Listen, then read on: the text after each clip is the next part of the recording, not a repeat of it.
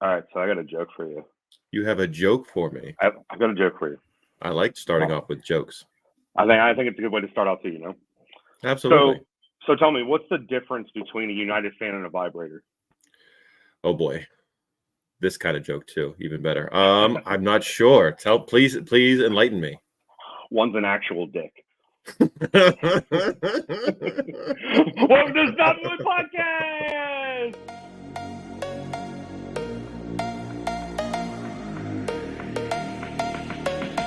You are now tuned into the Snobby Boy Podcast.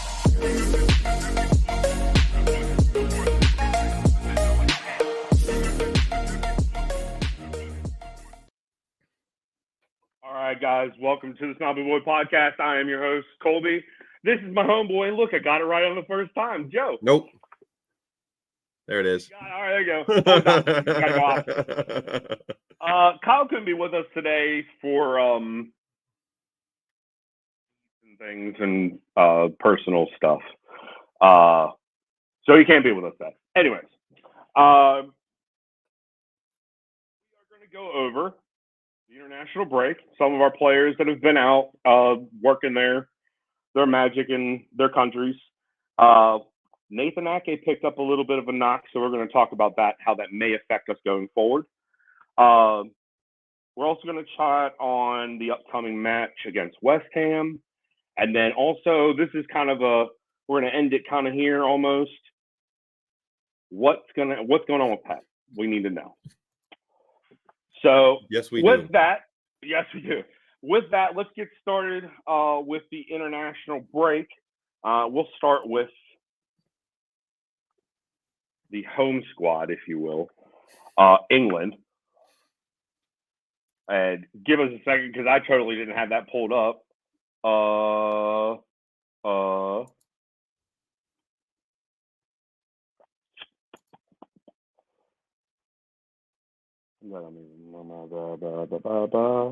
Where's it at? The sound effects are great, by the way.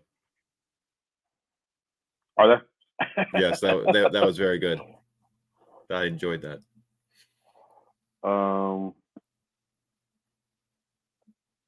Well, the city app has seemed to switch things up on me, so I can't find it right now. Anywhoosie. That's always a good one to use when you're transitioning. So Jack, Stones, Phillips. They were all with the England squad. Jack sat out. Phil got a little bit of a time, which was nice to see. Not that we actually got to see it, because, by the way, we don't get these fucking matches in America. Bullshit.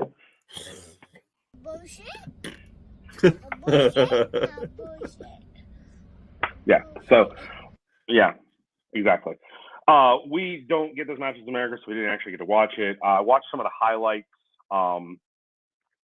What did you get a chance to see any of it, Joe? The biggest thing that I took away from that, well, two things really, was Kyle Walker. Yeah, way to go. Yeah. Way to go, picking up your goal. first international goal. Important one too, because that tied them up with Ukraine right before halftime too, which is a great time to score one. And second big takeaway is Gareth Southgate, you suck, dude. Play Phil Foden. He's one of the best 11 you have, and you keep starting Jordan Henderson. I don't understand this. Do you think that is in part because of the Saudi contract that he got? Like, they were like, oh, maybe we should play him. Like, it's maddening. It is. And for all, like, same thing. Calvin's our guy. He's a City guy. He hasn't played regular football in a year, and he's still getting picked on a regular basis and playing minutes. I don't understand the logic of Mr. Gareth Southgate. I don't think the entire country of England understands. Neither do I. That's the vibe I get too. So funny enough, there's been a bunch of posts lately about Pep potentially taking over the managerial spot for England. Of course they want him. Everybody wants him. Like, literally, at this very juncture, you kind of have to say in your fucking dreams. Like, you guys are literally looking for any fucking thing, and like I get it. You've been wanting it to come home for so long, and it hasn't been there for fucking I don't know how long, to be honest. But Pat's not coming to fucking coach England. It's not happening.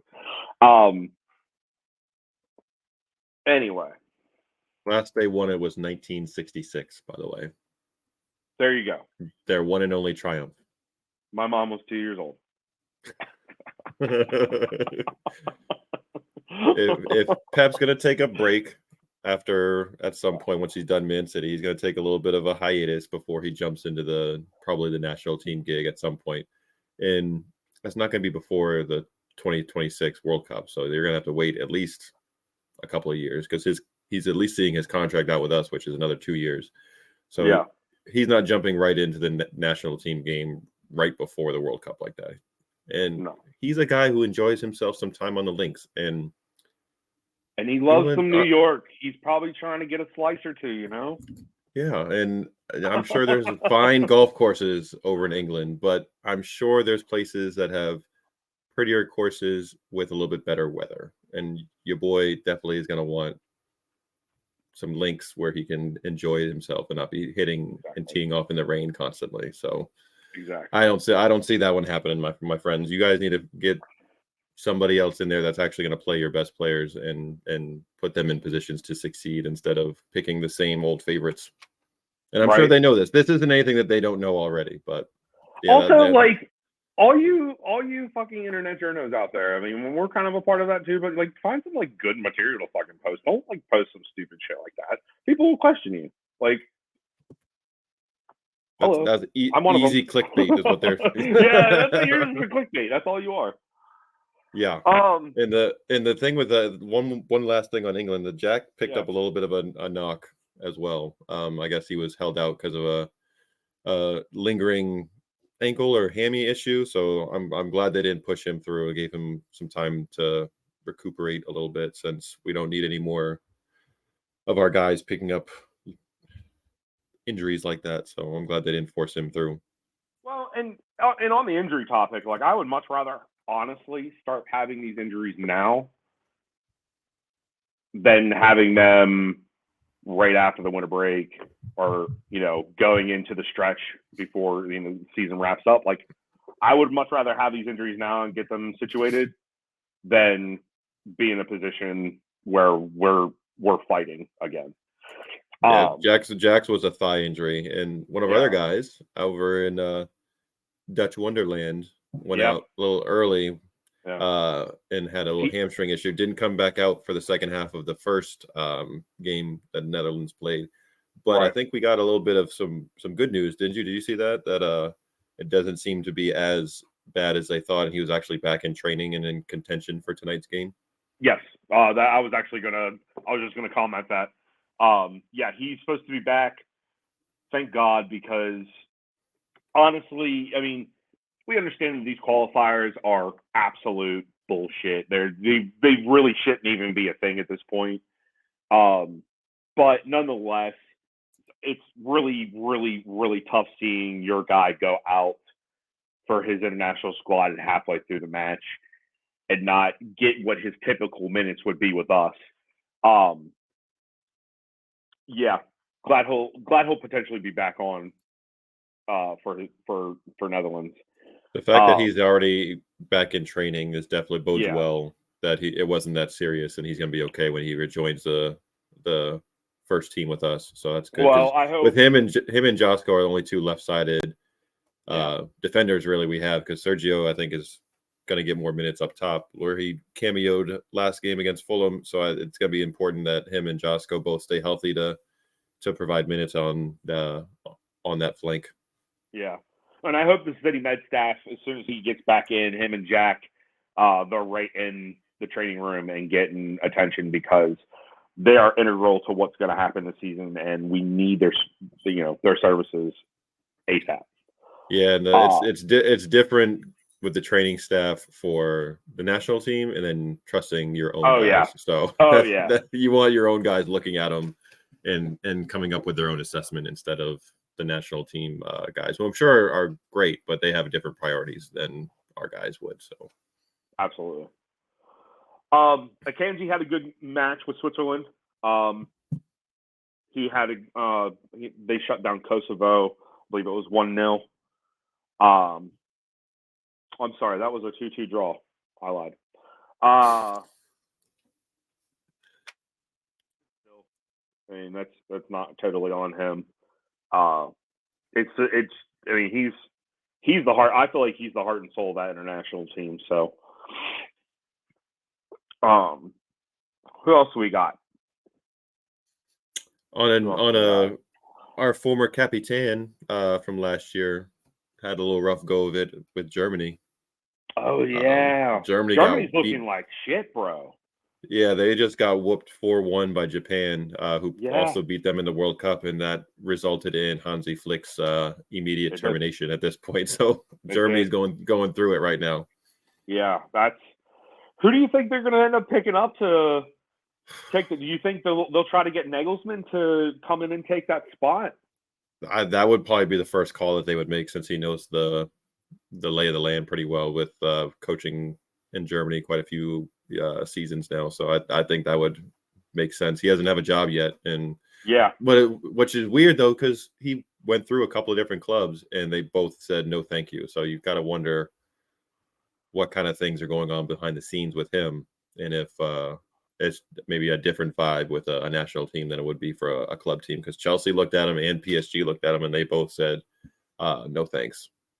So yeah, but I'm actually really surprised he didn't get those jobs. Yeah. I was really surprised he didn't get either one of those jobs. I thought the Chelsea one was signed, sealed, delivered, but not so much. I was talking to Alfie about that, and shout out Alfie.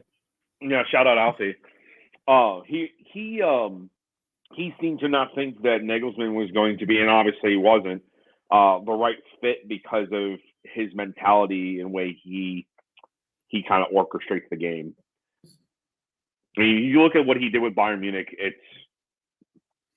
I feel like Bayern Munich kind of also has like this blueprint they already have, like sitting in the basement next to all the fucking kegs of beer. And it kind of just seems like nothing ever really changes there. That's just my assessment on it. You're not far off, I don't think at all. That's spot on. I mean, listen, if there must, it works. If I'm right, they need to take me down there for a special tour of that fucking cellar, because. Bro. Yes, please take me too. Right? I want to go. No, listen, that needs to be a boys' trip, anyways. Going to Oktoberfest, and I'm sorry that I keep pinching my nose, everybody, but my nose is dry as shit right now, and it's fucking itching.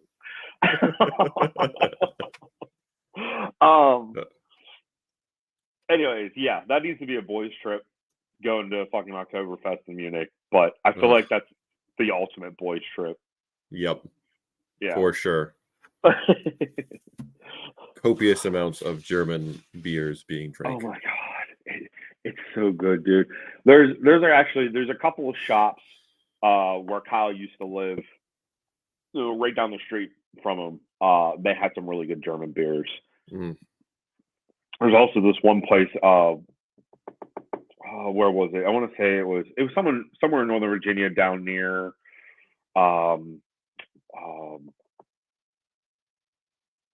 We'll just say Alexandria. And I remember the guy who got it for me. It was my friend Corey. His stepdad got it for us. And it's this one called Julius Ector. Bro, this is like the best steak beer you've ever had in your life. Like, you know, how do you pair your food with your alcohol? I hope so. I try to, yes. Okay, listen. You can find like a beer store, like a really good beer store. You can find Julius Ector in the German section, bro. I'm telling you what, cook yourself a fucking good steak. That sounds heavenly. Doesn't it? Yes, it does. I haven't had a steak in a few minutes now, so we need to fix that real quick. I can't say the same. So let's talk about Portugal. Ruben Diaz, Bernardo Silva. They had a 1-0 over Slovakia, assisted by Bernardo Silva. Yeah, boy. Then also Croatia, Kovacic and my boy. Hold on. Can we get it? There it is. Yeah, there boy. it is. Let's see what's to say here. No, Josko started, didn't he? Josko did start. Gvardiol was usual composed self until a halftime substitution. He had 66 touches, 45 minutes, completing 60 passes. Croatia dominated the ball. His compatriot Kovacic was unused substitute. That sucks. That's the thing. You'd want to see your guys getting those minutes, but at the same time, I'm not totally disappointed because that means he's not picking up any random knocks and he's going to come back healthy. So it's like there's you know what, and in this time period, every season it's a double-edged sword. You want your guys to get some minutes because they need the reps, but then also you're like, shit, I don't want this guy getting a knock coming back to the club play. Dude, this part of the season kind of sucks. Yeah, it just sucks.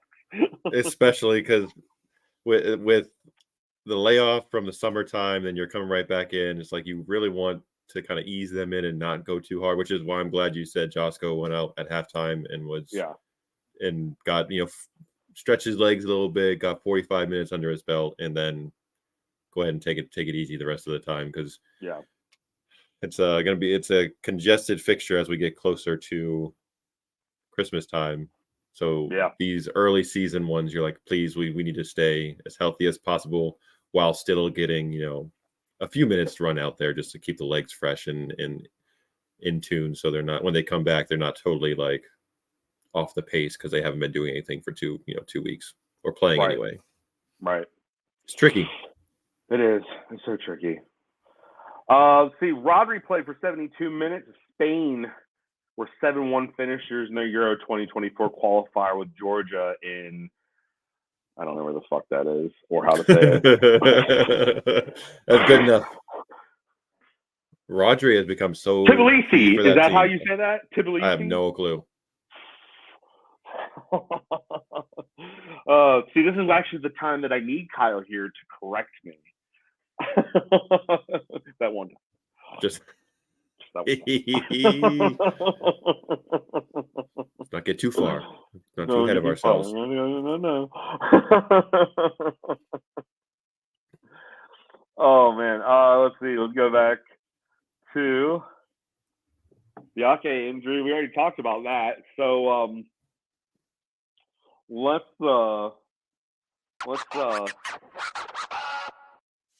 move on. Like that. I picked that up today. Good. Let's chat about the West Ham match coming up next Saturday. They've been in pretty good form. West Ham is in very good form. It almost feels like with all the potential deals that could have went to that West Ham could have had with like Lucas Paqueta for us and I mean, obviously they brought in James Ward-Prowse. They brought in who else did they bring in? They spent some dollars after the Declan deal. Yes, they didn't just sit on that large fee. They shelled out some cash. Yeah.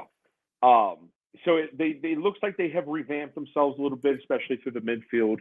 I feel like Lucas Paqueta is actually really putting his game on for them right now because he's trying to maybe potentially, if all of this hoopla about him is true or not true, hopefully not, he can move on to another club, maybe us, if it's still in the cards.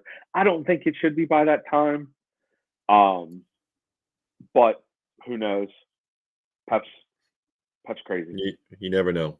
You just don't know ever. You don't know. Like I really couldn't have pictured us signing Doku when that came out, and then it was like, boom. Yep, real quick. Um, They've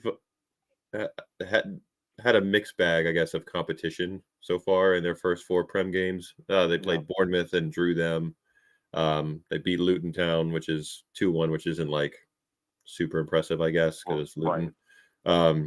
Then they beat Chelsea 3-1. So anytime you're playing someone in your own city, I guess that's a big match. And they were down a man for a little while in that game too.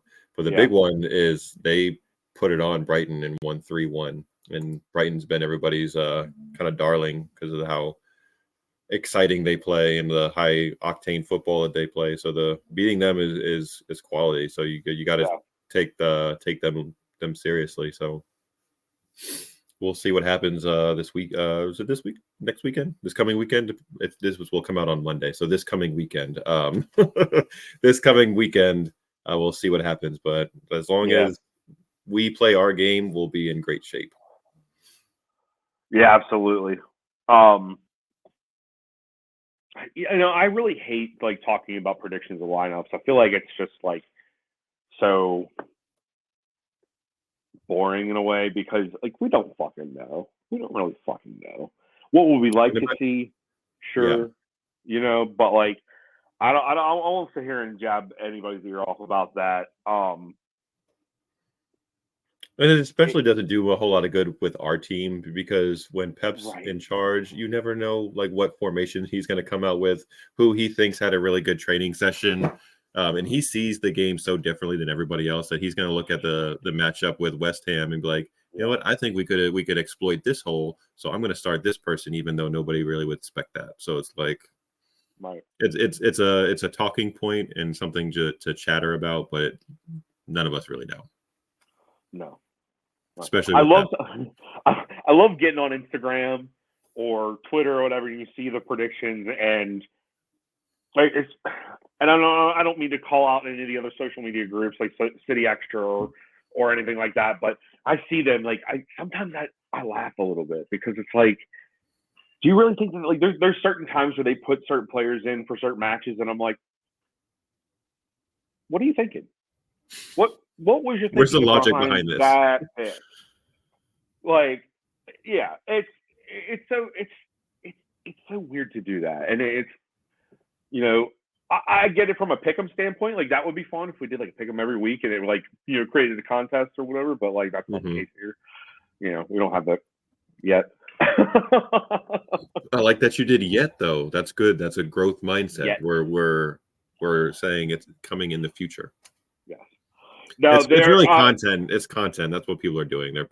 It's a cool graphic if you're like predicting the starting 11 and people want to look at that and it makes the people on the old internet in the web start talking about stuff and generating conversation, I guess. So I get it, but I feel like there's more substantial conversations to be had out there instead of just who's starting. I wouldn't have started him. I would do this. You know better than Pep. Okay, which is funny at the game. What is it? The last game was at Fulham or the game before that, where the fan was like asking why on the sideline with Pep saying, why haven't you made any substitutions? And he like looked at the fan and pointed like, hey, do you want to come down here and do this job or what? And he like emotional damage. Precisely. Exactly. So I was like, do y'all think we know better than the man himself? I don't think so. No, none of us do. That's a broken record at this point. We said on this episode, it's broken record. So this kind of just brings us right into Pep's return. Is he coming back this week? Is he not coming back this week? We've heard nothing. The last time we heard anything, it was 2 fucking weeks, and we haven't heard anything since then. What do you think is going on there? Have you heard anything? I haven't seen anything about when he's coming back. They had said initially before the international break was that assistant coaching staff was going to take the reins up until the international break, and with the plan that Pep would be back for the West Ham game, but we have not heard a thing for the past 2 weeks as far as that goes. So not an update, not like Pep's doing all right, Pep's on schedule, whatever. Like it's kind of weird. Like he had back surgery. What kind of back surgery did he have? Like it was very kind of not a lot of information given. Like it was so more vague. like he was having some back pain, and we figured we just corrected with surgery. It was pretty much all we got. So it was like, we're trying to hide what was going on. What's happening here? We would like to know when our manager is going to be back. So not that Wama's done a bad job. It's just that they won both games. So exactly, but it's God damn it, I miss that energy on the side. Like I need the lightning bolts going on in the fucking.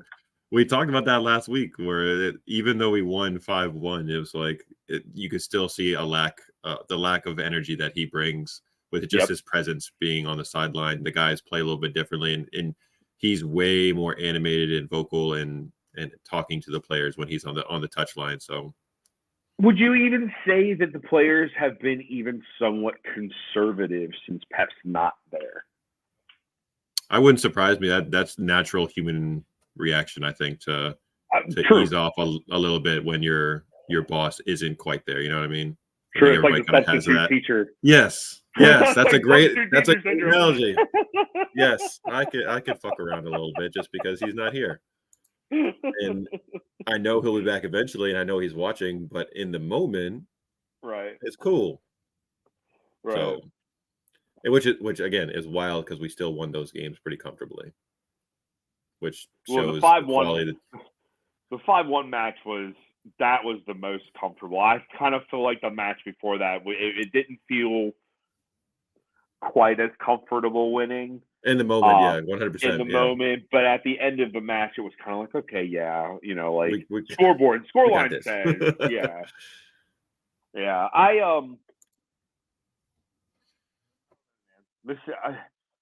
I have so many weird feelings about the season in general. Like, I don't really know whether or not I want to sit here and say, even though we are top of the table, that, like, we're on the road, we're going to do it. Like, there's this weird thing in me that just feels like something's going to happen. Mm-hmm. And the Prem will somehow get out of our reach. Mm-hmm. I don't know why. We can come back to this episode. This is episode number 10, by the way. So, congratulations to us. Yay! Stupid.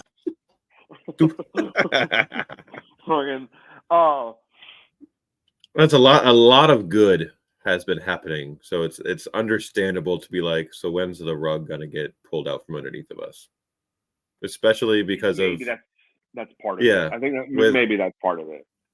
And as amazing as a run as it's been for City, like there's still that nagging feeling in the back of I think every City fan's mind of the typical City, where something's going to happen, something bad's going to happen, something crazy is going to happen to derail these things. So it's enjoy it while the ride's going, and we'll cross that bridge when we get there. But hopefully, it's just a nagging feeling that some of us are having.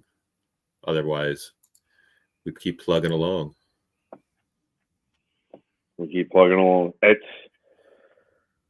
I don't know, man. I think a lot of that emotion comes from the amount of changes that have happened with our squad just in this past window.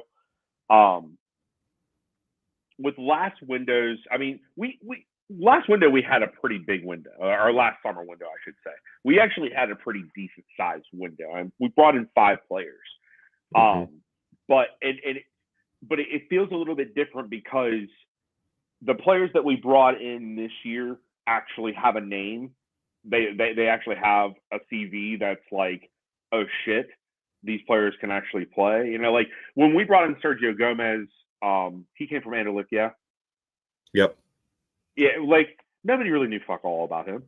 Like, you know, we were kind of like, okay, you know, we'll just follow Pep here. He knows what he's talking about. I mean, Julian Alvarez, we knew what kind of product he was coming out of South America, so obviously there was no real question there.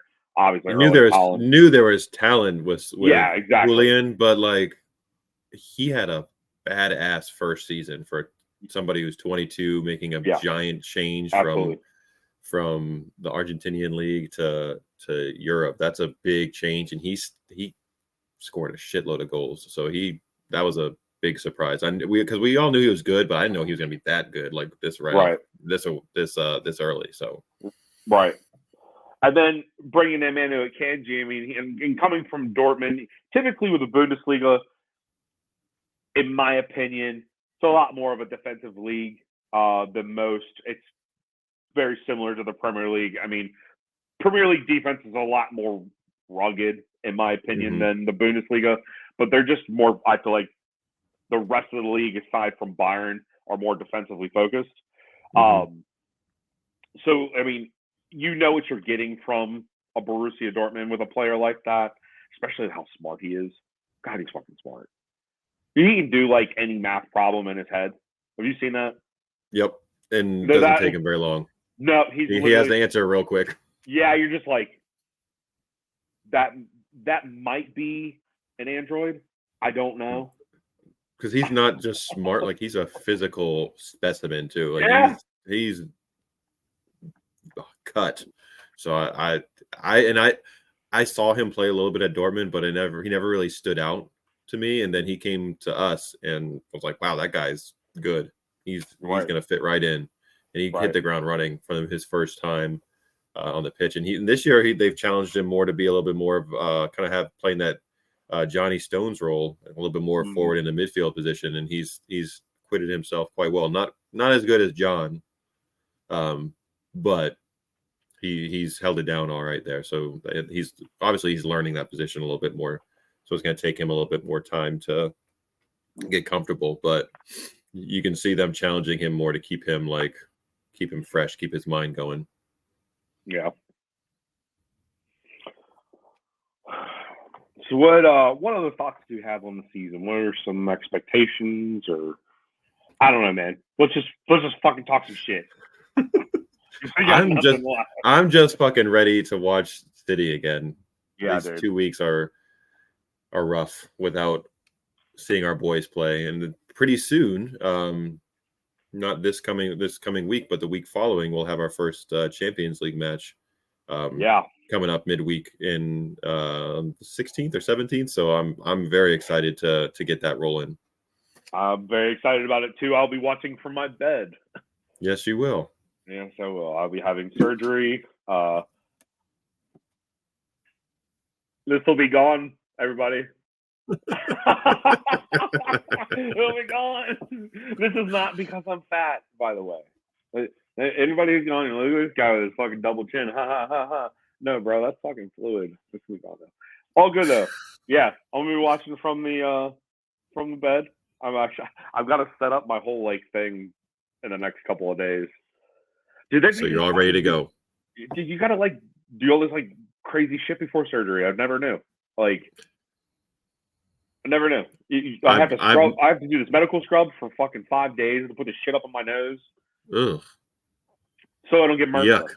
Yeah. Oh, I've never had surgery before. Knock on wood that holds still or true. So yeah, it's no joke. The things you got to go through to get yourself prepared. Yeah, it's weird. Super weird. One of the things that kind of surprised me, we're talking about last year's additions, and this year I knew Josko Gvardiol was good. It was a quality defender. I had no idea that he was that good with his feet. Yeah, neither did I. He's technically gifted as on the ball and as a center back, playing as a left back.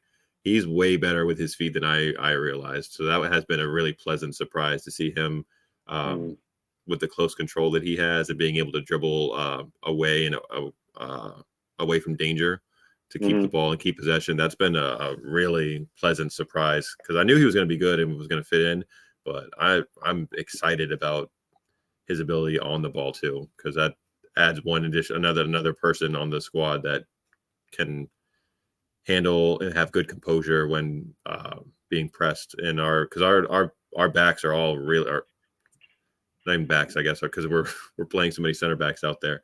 All of our Right. defenders, we'll just say defenders because you never know if we're playing a back three or an actual fullbacks, whatever. So we'll just say defenders. All of our defenders are very composed and can pass the ball out of danger and break some lines for us. So I'm excited to see what he's going to bring and see what our defense is going to look like with him and Ruben and when Johnny gets back, because we haven't had him in the Prem yet. So once we get our full horses, it's going to be a tough selection for Pep when he has all of his guys back there ready to go. It's going to make some good competition in practice because it's who's performing well. He's going to ride the hot hand. He's shown that's what happens. So it's exciting. I like having such quality defenders and likable guys back there. And this goes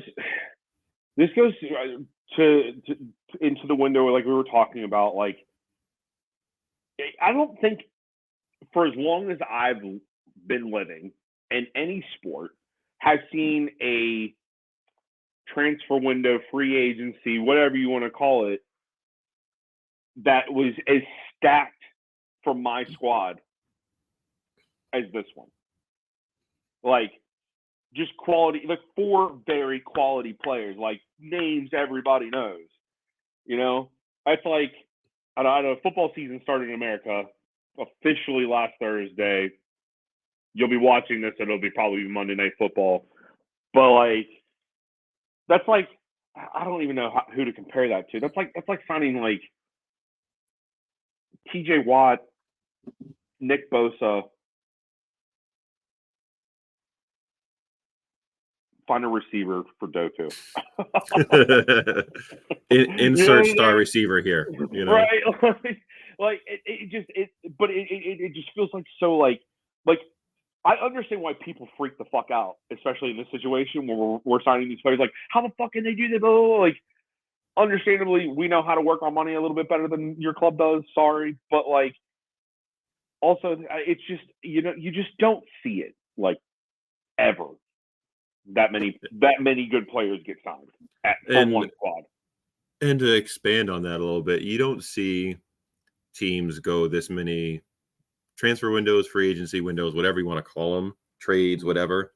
You don't see teams, clubs, franchises hit on so many guys consistently like Man City does. Like most of the time, American teams and European soccer teams and everything will get a guy, pay a big fee, and he just won't pan out. Or you'll sign a big name free agent and he'll bust his knee, or he'll just not be that good. In whatever sport you're talking about, we don't have many misses over the last 4 or 5 years. Not everybody's been, you know, fantastic or a star, but pretty much the majority of the guys that we've brought in over the last few windows have all helped the club in one way or another. And you don't see that level of consistency with identifying players, bringing in guys, and then them helping the club on a regular basis like that. You don't.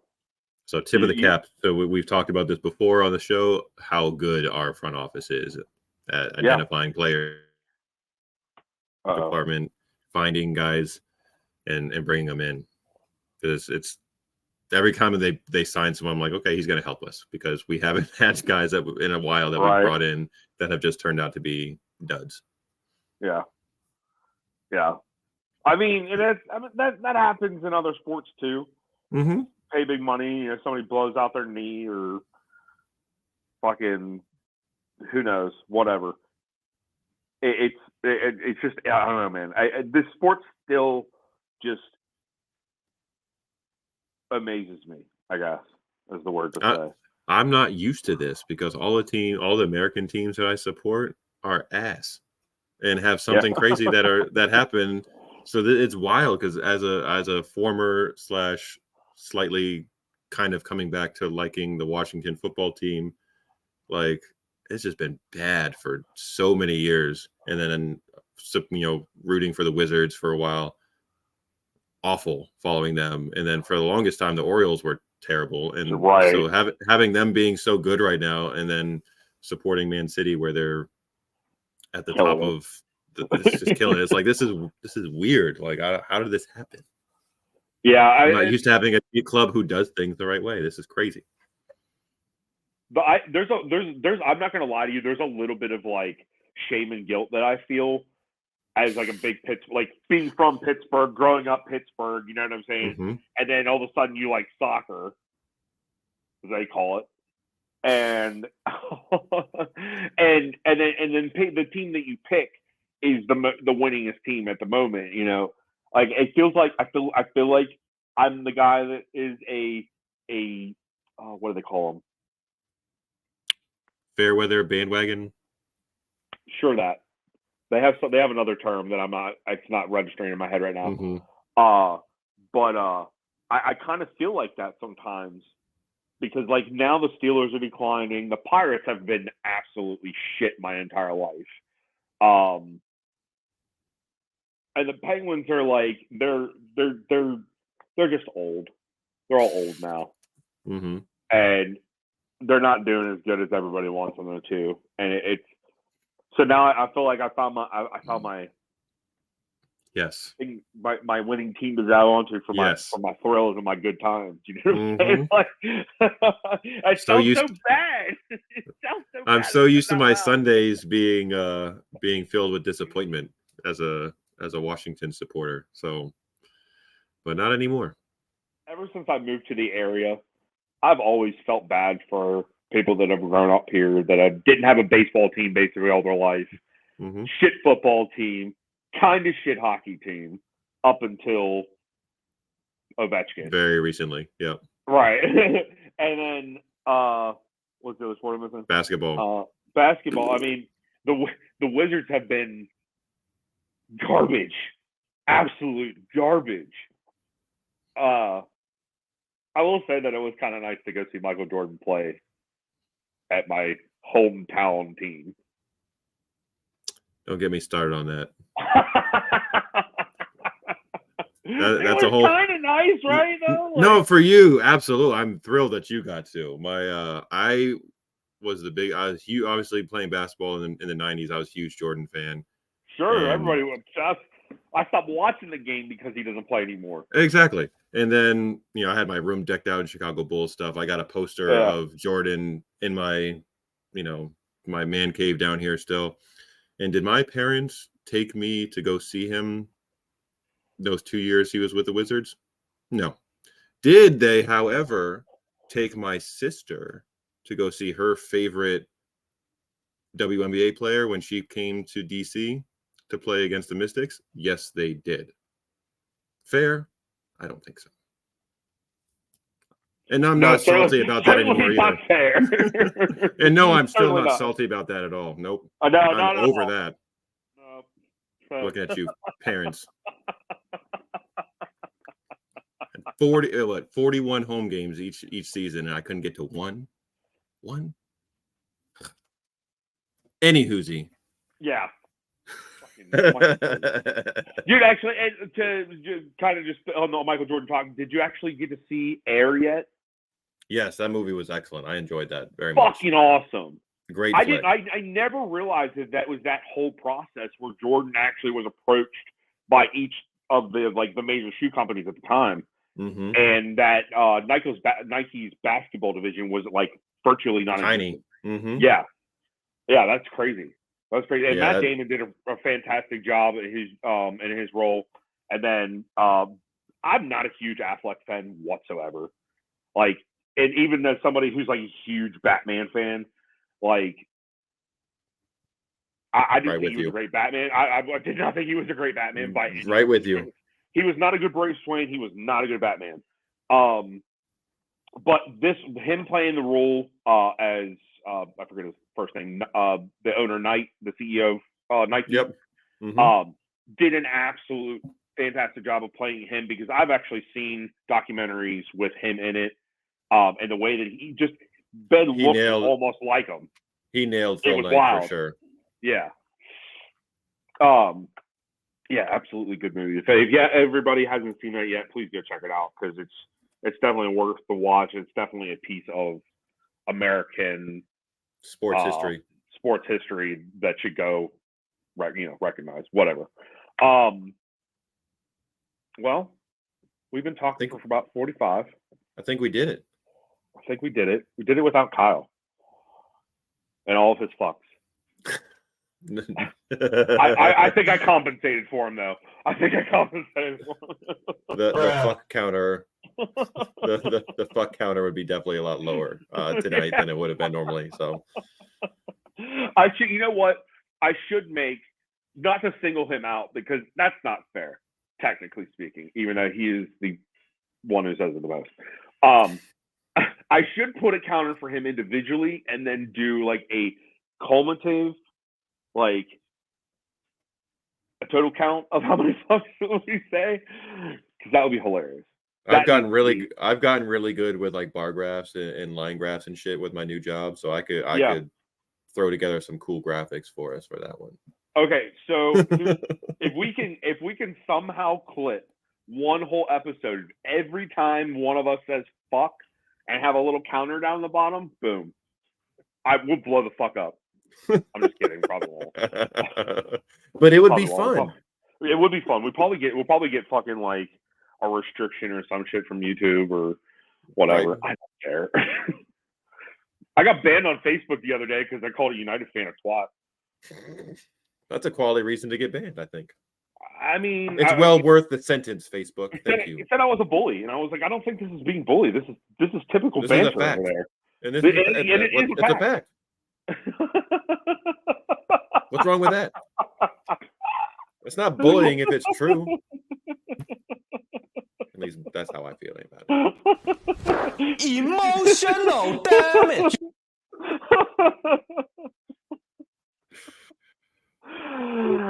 Oh my God. All right, well, folks, that's all we got for you today. I hope you enjoyed listening. You should make sure that you hit the subscribe button, then also hit the bell over there and subscribe. That way the bell gives you notifications for every time we post an episode or anytime we post content. Also, be sure to follow us on Instagram. It's right there.